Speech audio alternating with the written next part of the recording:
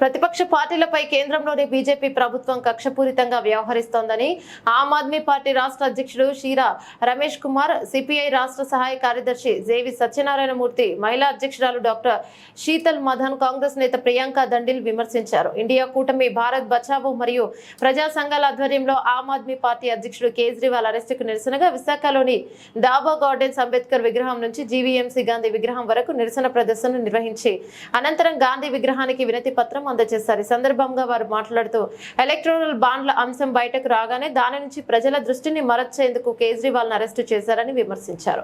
ప్రామాదపు టంచులతో ఉన్న ప్రజాస్వామ్యాన్ని కాపాడుకోవడానికి ప్రతి పౌరుడు మరో స్వాతంత్ర సమరానికి సిద్ధపడాలన్నారు. ఎలక్టోరల్ బాండ్స్ ద్వారా డబ్బులు తప్పుత్రోవ ఎక్కడ పట్టాయన్న అసలు నిజం బయటపడింది కనుక ఆమ్ ఆద్మీ పార్టీ నాయకులందరినీ తక్షణమే విడుదల చేసి అసలు నేరస్తులను అరెస్టు చేయాలని కోరారు. ముళ్ళును ముళ్ళుతో తీయాలని బీజేపీ కుట్రపూరిత హిందూయిజాన్ని స్వచ్ఛమైన హిందూయిజం రుచి చూపించి మోడీ ఆశీస్సులు రంగు బయట పెట్టాలని విమర్శించారు. కేజ్రీవాల్, హేమంత్ సోరెన్ల అరెస్టులకు నిరసనగా ఢిల్లీతో పాటు దేశవ్యాప్తంగా నిరసన కార్యక్రమాలను నిర్వహించారు.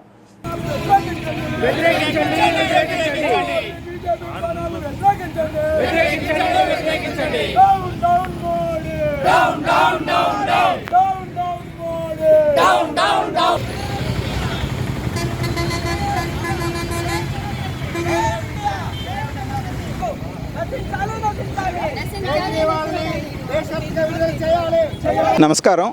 నేను షీరా రమేష్ కుమార్, ఆమ్ ఆద్మీ పార్టీ రాష్ట్ర అధ్యక్షుడిని.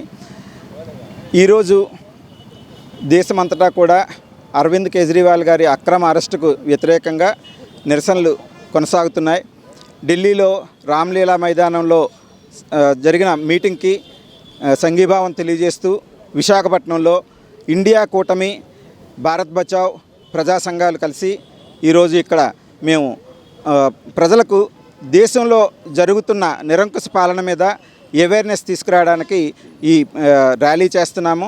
అలాగే ఈరోజు ఈ కార్యక్రమం ద్వారా అంబేద్కర్ గారికి ప్రజాస్వామ్యాన్ని పరిరక్షించుకోవడం మీద మెమొరాండం కూడా సమర్పిస్తున్నాము. ఈ కార్యక్రమంలో పాల్గొన్న మా ఇండియా కూటమి సభ్యులందరికీ కూడా మేము ధన్యవాదాలు తెలియజేస్తున్నాము.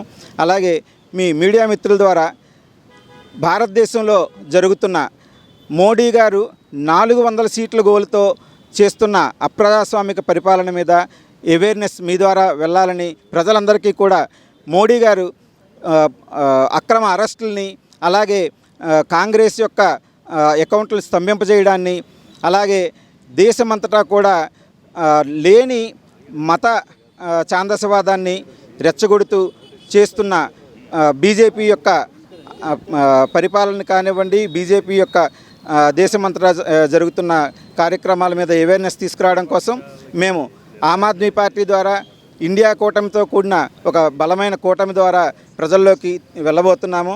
రాబోయే 2024 ఎన్నికల్లో ప్రజలు అప్రజాస్వామిక విధానాలను, బీజేపీ యొక్క అప్రజాస్వామిక విధానాలను గుర్తెరిగి వాళ్ళ విలువైన ఓటును ఒక మంచి అభ్యర్థులకి, ఇండియా కూటమికి వేసి దేశాన్ని, ప్రజాస్వామ్యాన్ని, రాజ్యాంగాన్ని పరిరక్షించుకునే విధంగా వాళ్ళ ఓటు వేసుకోవాలని మీ ద్వారా నేను కోరుకుంటున్నాను. నమస్కారం. నరేంద్ర మోడీ 10 సంవత్సరాల పాలన తర్వాత నినాదాలేం మిగలలేదు ఆయనకి. రెండోది, ఈసారి 370 స్థానాలు గెలుస్తాం బీజేపీ సొంతంగానని, ఎన్డీఏ కూటమి పేరుతోనే 400 స్థానాలు గెలుస్తామని చెప్పని గంభీరంగా ప్రకటనలు చేస్తున్నారు. వాస్తవానికి ప్రజలు ఎవరో వాళ్ళకి ఓట్లు వేసేటటువంటి పరిస్థితి లేదు. మరో పక్కన బీజేపీ చేస్తున్నటువంటి, ప్రత్యేకించి నరేంద్ర మోడీ, అమిత్ షాలు ఇద్దరూ